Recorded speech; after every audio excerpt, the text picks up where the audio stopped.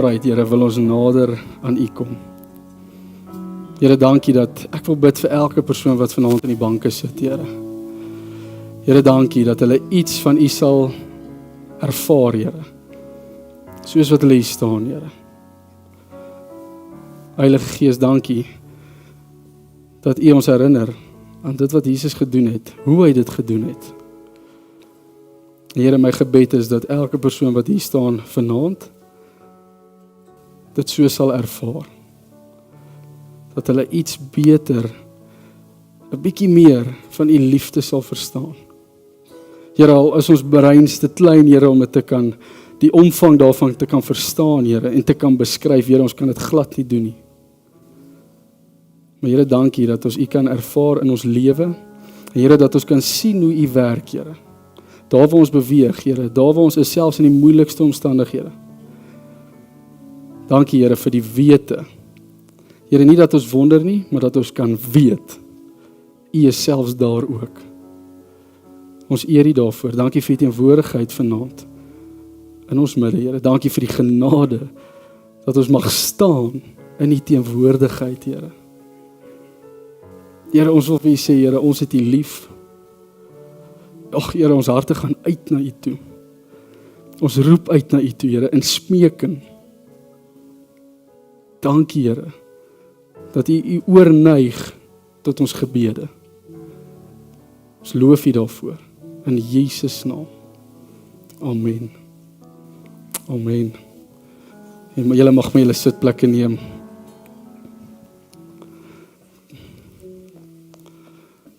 Baie, baie welkom aan elkeen van julle vanaand hierso. Het is altyd 'n voorreg om saam te kom in die kerk, die gemeente, die liggaam. Sonder, dit is nie hierdie gebou nie. As julle nie hierso is nie, dan is hier nie 'n liggaam nie. So dankie vir elkeen van julle wat ook vanaand hierso is. Ek gaan sommer so met die intrapslag, terwyl ek daarop is. Is hier enige eerste besoekers vandag? As jy vanaand die eerste keer hierso is, wil jy nie net jou hand opsteek? Ons wil jou graag 'n water in die hand gee. In hierdie blok, hulle is almal family hierso. Baie, baie welkom, Boeta. Mag jy die diens saam met ons geniet. In hierdie blok is ook family. In hierdie blok ook almal al hier gewees. Baie, baie welkom in elk geval vir elkeen van julle. Dit is lekker om julle hierso te hê. Ek gaan net kortliks so 'n bietjie familienuus deel, of eintlik net julle herinner aan dit wat opkom. So ons het Woensdag wat opkom met ons 'n Pinksterdiens. Ons weet ons is in hierdie tydperk van Pinkster, so Woensdag wat opkom het ons die selgroepe gevra om in hulle massas te kom, almal saam te bring. En ons gaan Woensdag aand van 7:00 af gaan ons Pinkster vier. En daar mag dalk 'n gasspreker wees. So jy is welkom, ons nooi jou uit om daar te wees. En dan is daar ook bloedskenk die Sondag die 31ste Mei. So jy is welkom as jy graag bloed skenk om dan die 31ste Mei die oggend is die bloedskenk span hierso en jy is welkom om ook jou bloed te kom gee. En dan laastens, maar nie die minste nie, is die mannekamp wat die 31ste Julie is. Ek is seker meeste van julle wat hier sit het al ingeskryf, maar as jy hierso sit en jy het nog nie ingeskryf nie, wil ek jou bemoedig. By die toonbank is die inskrywings, dit is nog oop. Skryf in. Ek is oortuig daarvan dat dit regtig waar 'n impak op jou lewe gaan hê as man. So die inskrywings is oop, jy is welkom om dan in te skryf. Ek gaan dan, dit is al vir die afkondigings. Ek gaan dan net so vir ons offergawe bid, so as jy iets vir die Here vanaand wil kom gee, soos wat ons ook gesing het nou vir die Here, is jy welkom met jou hand te neem. Ek gaan net vir ons 'n gebed daaroor doen en dan sal hulle dit opneem. Baie, baie dankie Vader, Here, dankie dat U die goeie herder is, Here. Here, dankie dat U die een is wat ons dra, Here. U is die een wat voorsien. Here, U voorsien nie net nie, Here, U beskerm. Here, U beskerm nie net nie, Here, U lei ook. En Here, dankie dat ons vir U mag kom gee, Here, U wat ons God is, Here, wat ons lief het. Here, wat ons gekies het. Ons wil vir U kom gee en Here, mag U hierdie saad gebruik tot vermeerdering, Here, van U en uitbreiding van U koninkryk, Here. Dit behoort alles aan U. Maar Here, ons wil uit 'n regtig ware dankbare hart, 'n oorgegewe hart ook vir U vanaand kom gee, Here. Dit wat kosbaar is aan ons eie, wil ons aan U kom gee. En sê, Here, U verdien dit, U verdien meer as dit. Ons kan nie daarby uitkom nie, maar ons wil dit vir U gee. In Jesus naam. Amen. Baie dankie aan elkeen van julle wat ook in hierdie bediening insaai. So terwyl hulle baie dankie ook aan die band. Julle is awesome, dit was regtig amazing. So terwyl die span vir ons opneem, ek staan nou en dink daar aan die banke daaraan, in Efesiërs 3, en ek wil dit graag vir julle lees. Efesiërs 3 vers 20.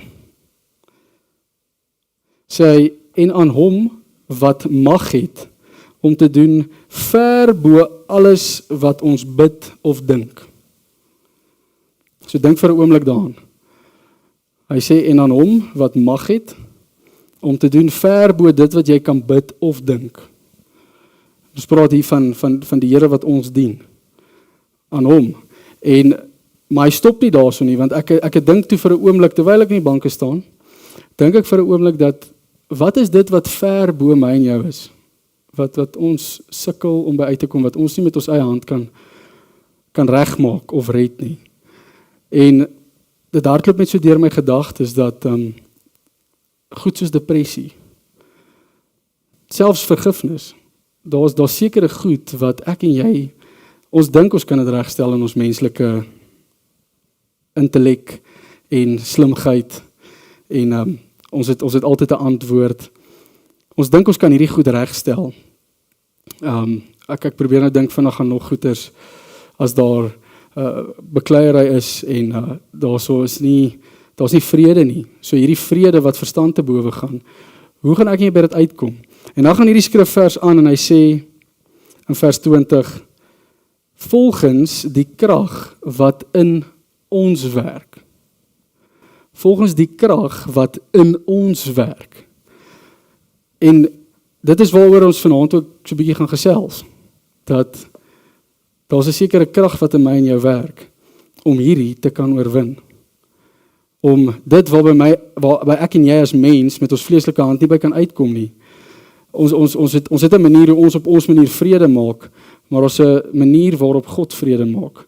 En ons sukkel om by dit uit te kom. Selfs liefde, ons verstaan in ons menslike aspek, verstaan ons liefde anders as wat God liefde beskryf. En ons dink is baie emosie, waar dit eintlik 'n mens, is Jesus Christus. Dit is baie keer kan jy ook sê, dis 'n keuse. Liefde is nie net 'n emosie nie, maar met al hierdie goed kan 'n mens so uitbrei.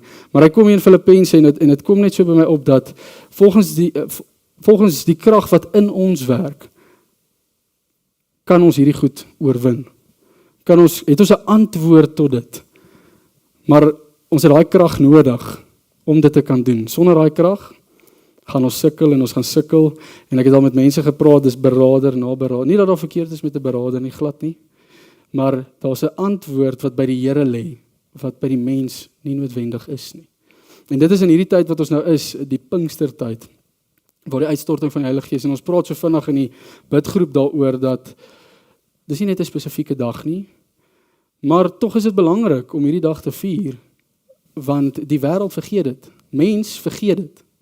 Ek en jy is mens. Ek dink aan Israel wat deur die see beweeg en aan die ander kant uitkom en vergeet wat het gebeur. Dis 'n enorme gebeurtenis wat gebeur het. En hulle vergeet. Hulle vergeet wat gebeur.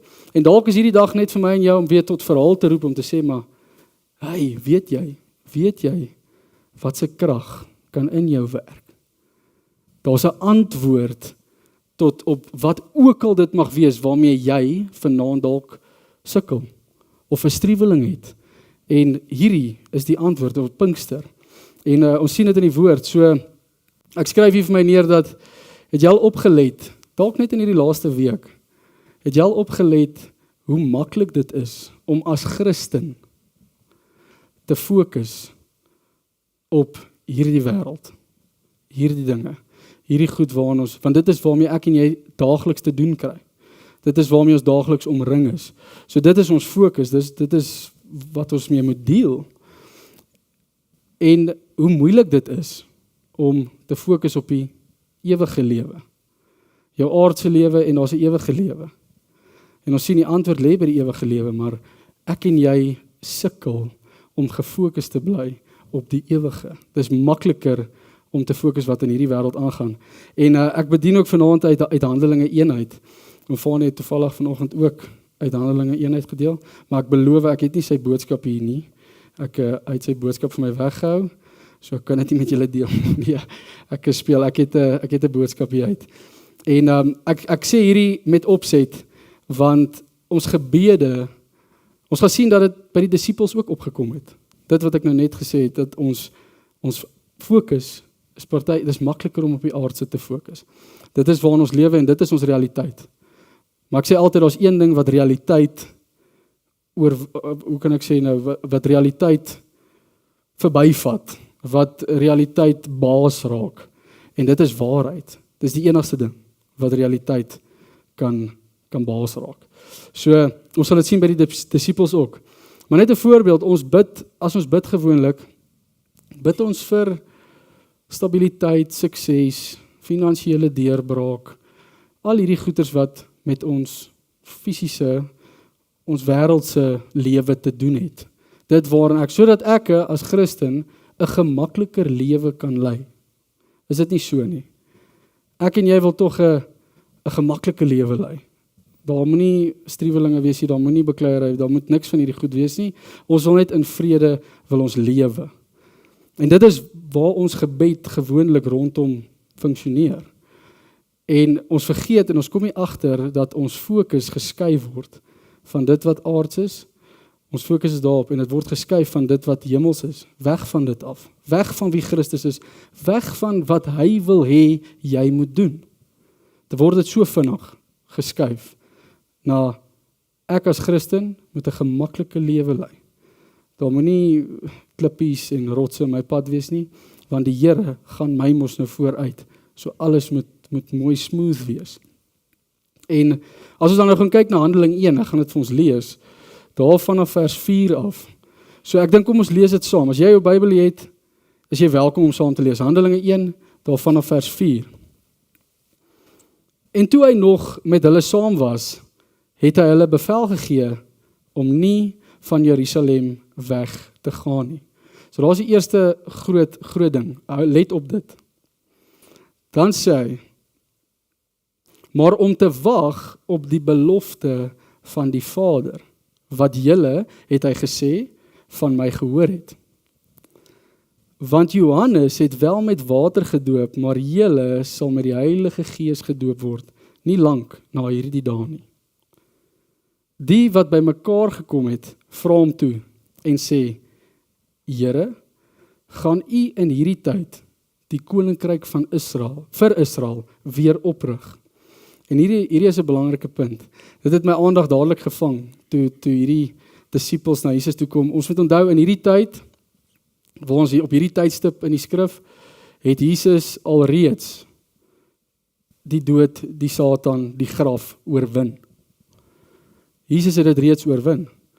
En ek kan dink dat daar opgewondenheid in hom was, rondom hierdie tyd.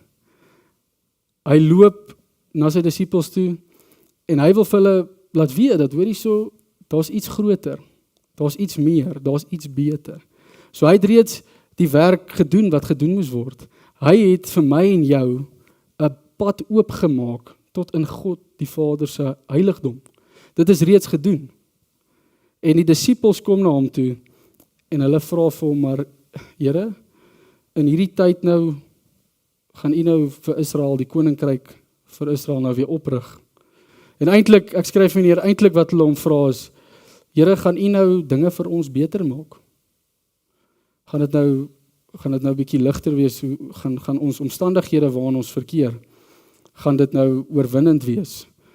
En dit is dikwels wat my en jou gebed is. As ek en jy na die Here toe kom, dan is ons omstandighede heel eerste. Die prioriteit, heel eerste. So, kom ons lees verder daarso. Die wat bymekaar gekom het, vra hom toe en sê, Here, gaan U in hierdie tyd die koninkryk vir Israel weer oprig? En hy antwoord hulle, dit kom julle nie toe, om die tye of geleenthede te weet, wat die Vader deur sy eie mag, sal verloor ek nou my plek, bepaal het nie. So hy sê, sy antwoord hier is so half bietjie skokkend. Ek weet, as jy Jesus dit moes vra, en hy sê vir jou, jy hoef nie daaroor te worry nie. Want dit is wat die disippels wou geweet het. Hulle soek 'n antwoord, ek en jy as mens dieselfde, ons soek 'n antwoord, op wat moet ons nou doen, en gaan ons omstandighede, gaan alles nou beter gaan. En Jesus kom hierso en hy antwoord nie hulle verwagting nie. Hy kom en hy herlei hulle fokus na iets wat groter is. Want nou kyk wat sê hy nou net in vers 8.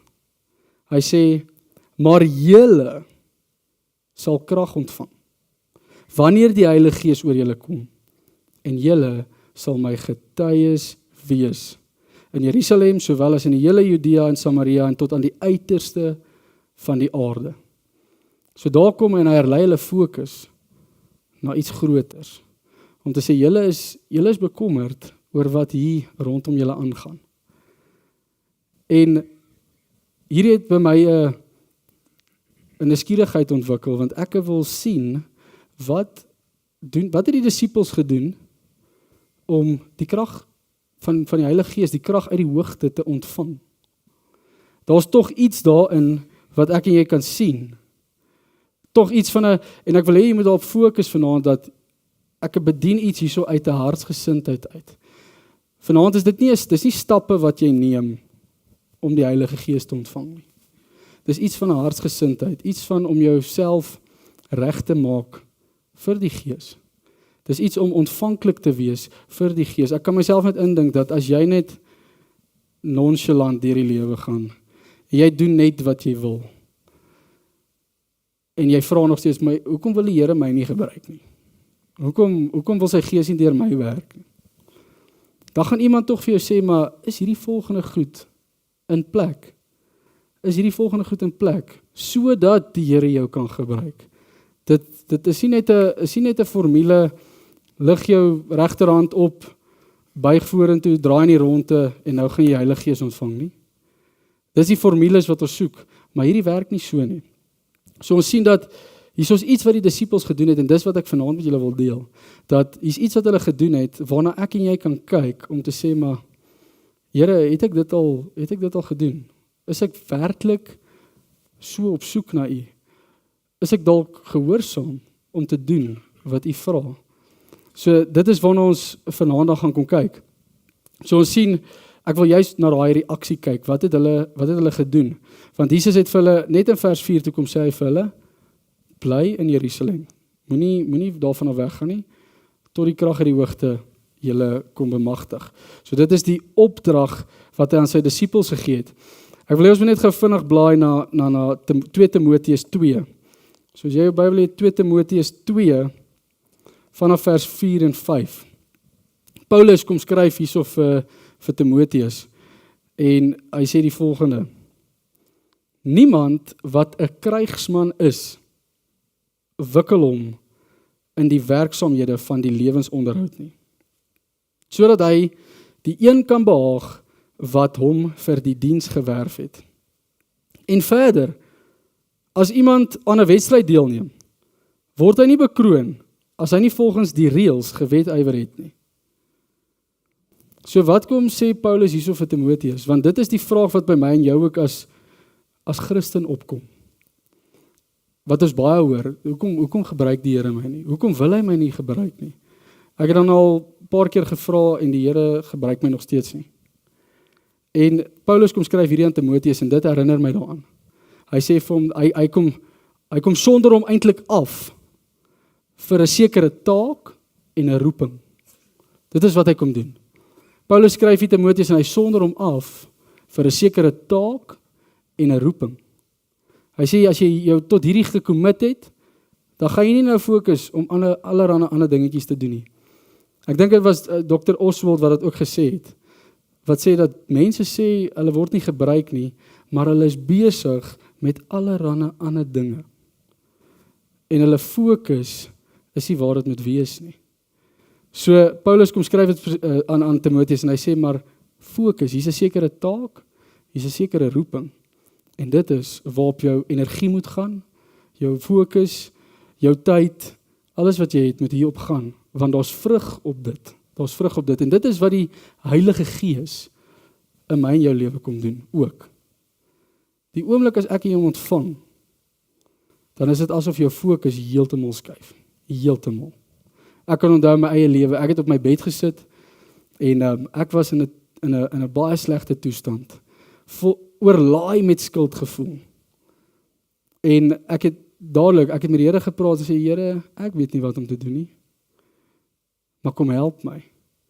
Maar dit was in 'n posisie van opregtheid, 'n oorgegewe hart, absoluut. Dit was, op daai oomblik was dit gefokus, daar was nie 'n ander antwoord nie. Want wat doen ek en jy as mense as daar 'n ander antwoord is? Ons sit nie alles in wat ons moet insit nie. Want daar is tog 'n plan B. Daar is tog iets anders te so, as dit fail, dan kan ek terugval op hierdie. En in daai oomblik was dit nie so nie. Daar was nie 'n plan B nie, daar was nie 'n plan C nie, daar was net die Here. Dis al waar die antwoord lê. En op daai oomblik dan ontmoet die Here jou. Want hy sien jou hart raak. Hy sien wat in jou hart aangaan. Ek en jy kan baie goed mooi sê, ons praat daarvan in die hoe kan ek nou sê, kerkbeweging, dit klink soos 'n kult. In die gelowige sirkels, dan sê ons praat Christianese. Jy kan baie goed dit praat, en dit klink so hoogheilig en goed. Maar diep binne is die agenda van jou hart iets anders. En dis daai agenda wat die Here raak sien. Wat ek en jy as mens ons het nie die vermoë om dit te kan raak sien in mense nie. Maar die Here kom sien dit raak. En dis waarop hy antwoord. Ek het so rukkie terug daar bedien om te sê, dit is nie die woorde wat die Here antwoord nie, dis die bron van die woorde wat hy antwoord. En dit is jou hart. Alles wat die Spreker praat daarvan, hy sê, die oorsprong van die lewe, dit is uit die hart. Dit is waar alles omgaan. So, terug hierso op, die reaksie van die disippels. Ek dink daaraan dat meeste van die disippels was vissermanne gewees. Julle is bekend daarmee dat meeste van hulle het vis gevang. En toe Jesus hierdie bevel vir hulle gee om te sê, maar gaan Jerusalem toe en bly daar, wag daar. En onthou, Jesus is nou weg.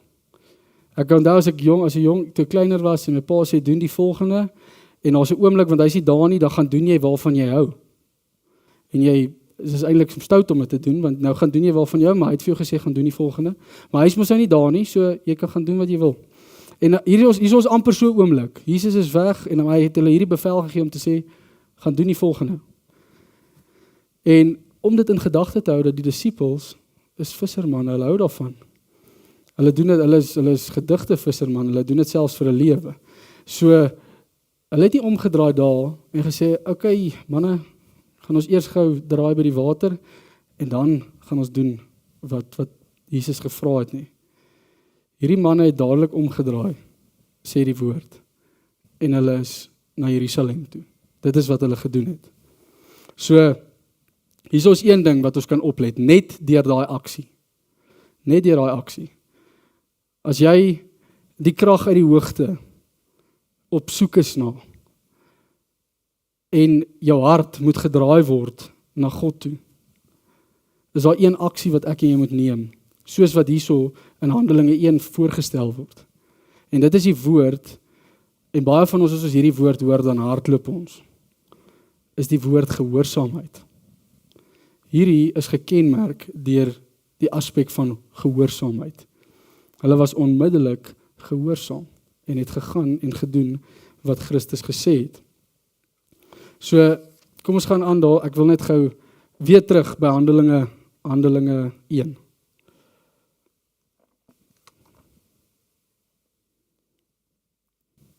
So daar in vers 9 sê hy, en nadat hy dit gesê het, is hy opgeneem, terwyl hulle dit sien, en 'n wolk het hom voor hulle oë weggeneem. En toe hulle nog stip na die hemel kyk, terwyl hulle weggaan, staan daar 2 manne in wit klere by hulle, wat sê, Galileese manne, waarom staan julle en kyk na die hemel? Hierdie Jesus, wat van julle opgeneem is, in die hemel, sal net so kom, soos julle hom na die hemel sien wegvaar het.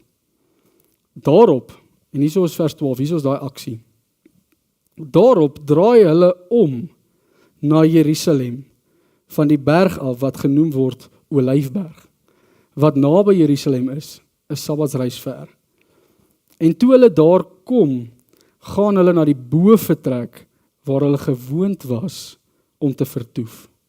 Naamlik Petrus en Jakobus en Johannes en Andreas, Filippus, Thomas, Bartolomeus en Matteus, Jakobus, die seun van Alfeus, en Simon, die ywerhaar, en Judas, die seun van Jakobus. En hoor wat sê vers 14. Hulle almal het eendragtig volhard in gebed en smeking, saam met 'n aantal vroue en Maria, die moeder van Jesus, met sy broers. So spesifiek op hierdie skrifvers, hierso sien ons, wat het die disippels gedoen? So as jy vanaand hierso sit, en jy sê maar, Here, ek is op soek na die Gees, ek het 'n soeke, ek het 'n honger na u Gees, dan is dit wat hierdie manne ook gedoen het. En dit is wat ons dwing om te gaan kyk na wat het hier gebeur. Dit is wat my gedwing het om te kyk na wat het hier gebeur. Ek dink aan 'n voorbeeld net so terloops dat toe die disippels in Lukas 9 kom hulle en Jesus bring die woord by die Samaritane en die Samaritane wil niks van hom weet nie. Hulle wil nie hoor wat hy sê nie. Hulle wil niks van hom weet nie. En die disippels raak omgekrap. Soveel so dat hulle wil vuur uit die hemel uitroep om hierdie ouens te verdelg wat nie Jesus wil aanvaar nie. Hulle wil nie hoor wat hy sê nie. Want hierdie is Jesus. Hoe kan hulle nie wil hoor wat hy sê nie en dit aanvaar nie? So die menslike aspek, en dis waar ons sien, die Gees was nog nie in werking by die disippels nie. Daar in Lukas, ek wil dit vir julle lees, ek gaan dit verkeerd sê, in Lukas 9, vers 55, hoor wat sê, ek dink ek het hom vir julle daar agter ook gegee. Lukas 9, vers 55, julle is vinniger as ek. Hy sê, so onthou, hierso, by hierdie disippels wil nou vuur uitroep, om hierdie mense te verdelg, want hulle verstaan nie, en hulle wil nie hoor nie, en hulle wil nie luister nie. Kan jy dink as die Here so met my en jou was? Dat as jy nie wil luister nie, het vuur jou getref. Want jy is net hardkoppig, jy wil nie luister nie. Maar kom hoor net wat sê Jesus hierso vir hulle. Lukas 9 vers 55. Julle het dit nou al reeds gelees op die bord. Hy sê, ek moet net my 55 kry. Maar hy draai hom om en bestraf hulle en sê, julle weet nie van hoe danige gees julle is nie. Ja, is dit nie mooi nie? Julle weet nie van hoe danige gees julle is nie. En dan sê hy in vers 56, want die Seun van die mens het nie gekom om die mens se lewe te verderf nie, maar te red.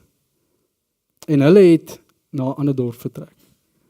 Jy sien, dit is Jesus. Hierdie is Jesus se gesindheid. En wanneer ek en jy sy Gees ontvang, dan kry ons hierdie gesindheid. Dan raak die mens vir my en jou belangrik.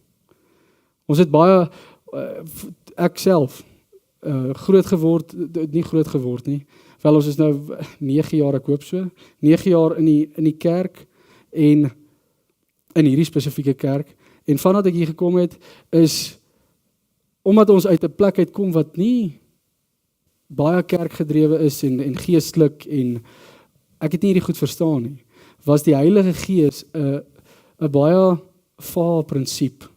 Nee, dat, ja, hy is daar, soos 'n wolk in die lug, of somewhere iewerste, is die Heilige Gees. En ek wil vir jou vanaand sê dat die Heilige Gees is ook 'n persoon. Dis dieselfde Gees wat Christus uit die dood uit opgewek het, wat die woord vir my en jou sê, die Parakletos is, which means, dat as ek hier staan en ek lig my hand op, doen hy dieselfde. Hy doen wat ek doen, want hy is in my.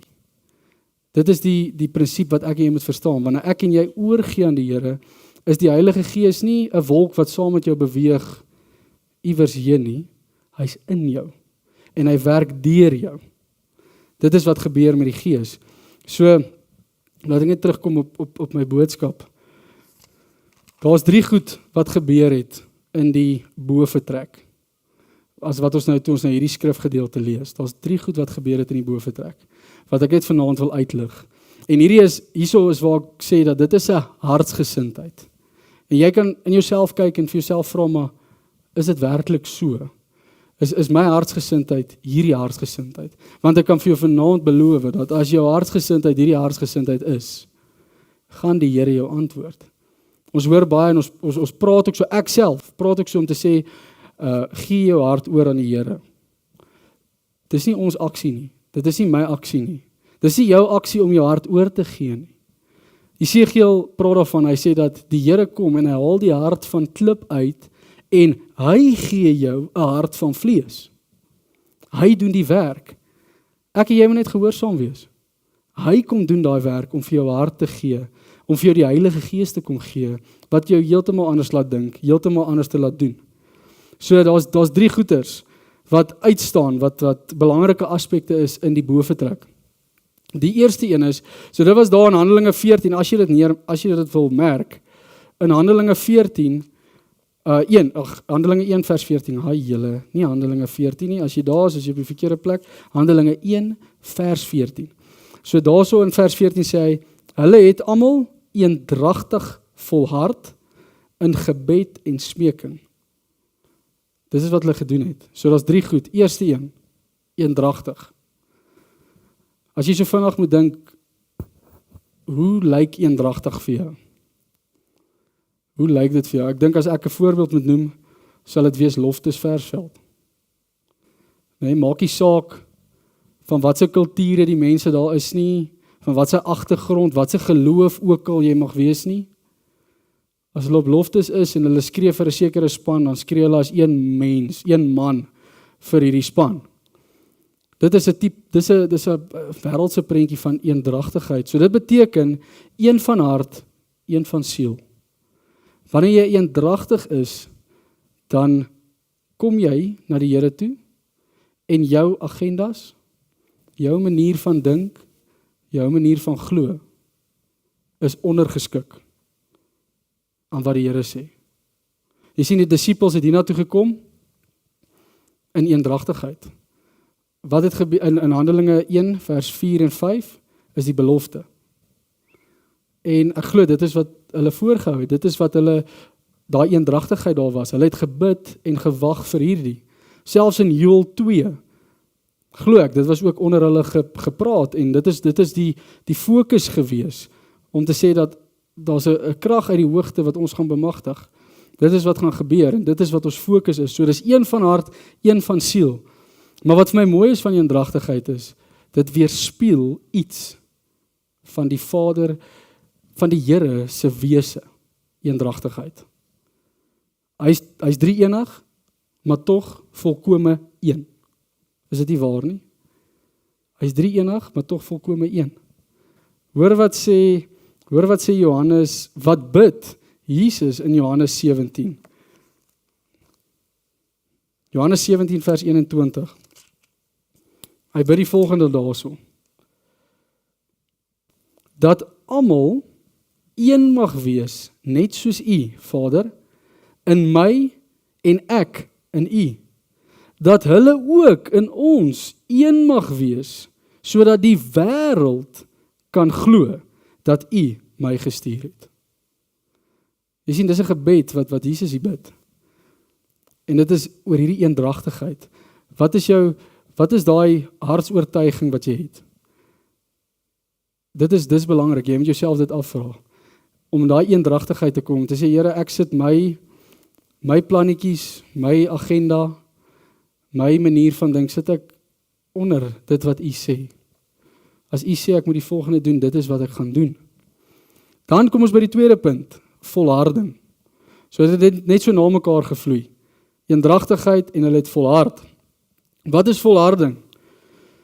Plainweg gesê, om voortdurend aan te hou met dieselfde ding. Nie knaand nie, net volharding. Om aan te hou met dieselfde ding die heeltyd, né? Ek skryf hier vir myself, geloof wat nie volhard nie, is net emosie. Dink bietjie daaraan.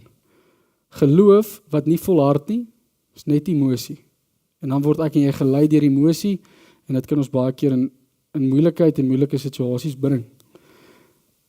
Maar volharding bewys my en jou oortuiging.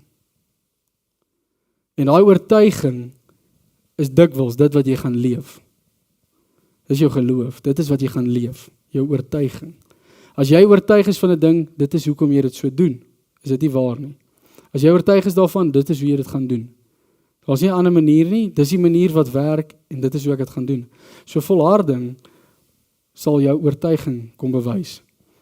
Maar hier is die mooi ding van volharding ook.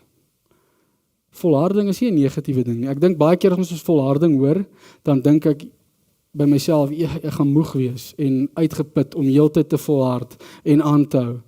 Volharding is eintlik om jou te motiveer, nie om jou moeg te maak nie. Dit is wat dit eintlik is. Daar's 'n positiewe aspek aan volharding. Hoe meer ek en jy in gebed volhard, dink net daaraan. Hoe meer jy in gebed volhard, hoe sterker word jou gees. Hoe meer jy in gebed volhard, hoe sterker word jou gees. Hy word nie swakker nie. Jy word nie moeër nie. Jou gees staan op in jou. En jy het krag, jy het werk om aan te gaan. Jy dryf om aan te gaan. Ons praat so in die klein groep saam met Stefan ook, dat oor die konsep om uitgeput te wees, om moeg te wees, en dan dink jy die antwoord daarop is om vir 'n hele dag, hoe sê hulle, 'n maand en 'n aand te gaan slaap. Dis nie noodwendig die antwoord nie, want daar's ouens wat dit al probeer het, en dan kom hulle terug en dan sien hulle, ek is moeër as wat ek nou 'n maand terug was. Dit is die werklikheid daarop. En dan kom ons agter, maar dis dieper. Jy is nie tevrede nie. Jou hart, daar is die probleem, dit lê daar. En daarom is jy heeltyd uitgeput, moeg. En jy het nie antwoord op sekere antwoorde wat jy wil hê nie, en jy weet nie waar om te kry nie. En al hierdie goed het so snowball effek. Maar die antwoord lê weer eens hierso, die krag. Hoe sê die woord in Efesiërs 3:20? Die krag wat in my en jou werk. En dis wat jy vanaand kan afvra. Werk daai krag in jou. Want geloof my, jy weet dat jy weet, ek hoef dit nie vir jou te sê nie. Jy het 'n oortuiging, so dit is wat die skrifvers ook daar sê. Hy sê dat ek en jy sal getuies wees. Wat beteken daai getuie? Daai getuie beteken om met sekerheid, met oorgawe, te kan spreek van dit wat ek gesien het en wat ek ervaar het. Dit is wat daai getuie is. As ek en jy getuie is, dan gaan niemand jou verkeerd bewys nie, want jy weet wat jy gesien het en wat jy ervaar het, wat jy gevoel het. Jy weet dit, en dit is waarvan jy spreek, dit is waarvan jy deel. So die derde punt, die laaste punt, en die band kan maar opkom. Of, ja, die band kan opkom, julle is welkom, asseblief. Dan die laaste punt, smeking. Ek het vir 'n tyd het ek smeking verkeerd verstaan in die woord. Vir die rede dat, hoe moet ek die Here smeek vir dit wat hy my beloof het? So ek smeek hom nie daarvoor nie, want hy het dit vir my beloof. En dalk het jy dit ook so gesien. So smeking, het ek agtergekom dat dit doen niks aan die Here nie. Om die Here te smeek, dit doen niks aan hom nie. Inteendeel, dit kom doen iets aan my en jou. Smeking help my en jou met ons prioriteite. Dink gou daaraan, as jy smeek, as jy op 'n plek, dalk het jy al op 'n plek in jou lewe gewees waar jy regtig waar moes smeek. En wanneer jy smeek, dan is jou ego op die laagste vlak moontlik. En dit waarvoor jy smeek, kry die hoogste prioriteit. Dit waarvoor jy smeek, kry die hoogste prioriteit. So smeking kom en dit help my en jou met ons prioriteite. Wat is belangrik? Psalm 42 vers 2 sê, Soos 'n hert wat smag na waterstrome, so smag my siel na U, o God. My siel dors na God, na die lewende God. Jy sien, hierso is iets van 'n smeking in. Hier's 'n hart wat lyk asof dit smeek, wat voorkom asof dit smeek. Daar's 'n honger en 'n dors. En daai honger en dors is wat nodig is, sodat ek en jy diepte en 'n voller maat van die Heilige Gees in ons binneste kan ervaar. Daardie gesindheid, daardie hartsgesindheid, daardie eendragtigheid, die volharding en die smeking. En daar kan jy vanaand self dit afvra, hier waar jy sit, dat hoe lyk my hartsgesindheid teenoor die Heilige Gees, teenoor die Vader? Want die woord is reguit daaroor. Die woord sê dat as jy die Here vra vir die Gees, sal hy dit aan jou gee. Daar's nie 'n sekere proses nie. Maar dit het my gedwing om na die hartsgesindheid te kyk. Om te sê, maar as jy die Here vra jy hom werklik daarvoor? Of is dit maar net 'n toetsloopie om te sien of die Here nou werklik sy Gees aan jou gaan gee? Jy sien, kom na die Here toe in daai eendragtigheid. Sit jou fokus op hom. Volhard daarin. Moenie ophou nie. En hou aan smeek. Hou aan om hom as die hoogste prioriteit te plaas. Want dan gaan hy jou antwoord. Hy gaan jou tegemoet kom. Hy gaan sy Gees vaardig maak in jou lewe. En wanneer jy sy Gees ontvang, dit is wanneer die lewe 'n ander uitkyk kry. Dit is wanneer die lewe wat jy selfs wandel 'n ander rigting inslaan. En dan het jy vrede in jou binneste. Dan het jy nie nodig om 'n maand en 'n aand te gaan slaap nie, om moeg te wees nie, want dan verkoop die Here jou siel.